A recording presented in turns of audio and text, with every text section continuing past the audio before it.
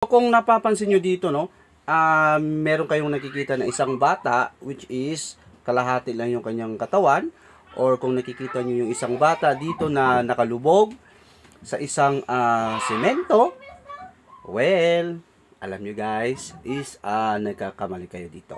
Okay? So, titingnan nyo siya guys ng maigi, no. Siguro, let's say, mga 5 seconds to 10 seconds. Ako hindi ko kaagad to yung nakuha guys eh.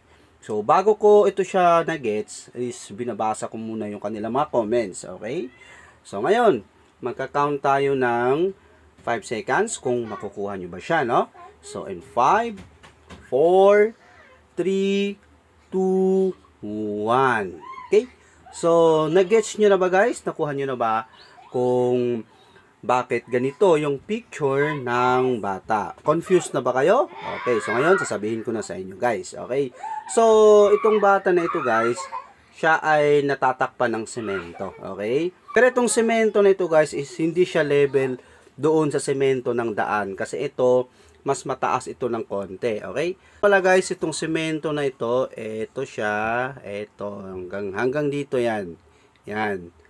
So, yan yung kanyang semento, guys. Okay? So, bale, natatakpan yung bata. Tsaka yung semento na ito, guys, is continuation siya dito sa may damo. Okay? So, nakikita nyo yung damo na yan. Okay? Hanggang dito sa may line, yung nilagay ko na line. So, yan yung continuation niya, no? So, magkadikit po yan sila. Okay? So, parang nakikita lang natin na yung daan, daan sa baba, parang continuation nitong semento na color white. Pero yung totoo, itong semento dito sa taas is continuation siya dito sa may damo. Okay? Kaya dito tayo medyo naguguluhan. Okay? So, yan. So, ngayon guys, alam nyo na. And I hope you like it. So, yun lang as of now. Bye-bye and God bless.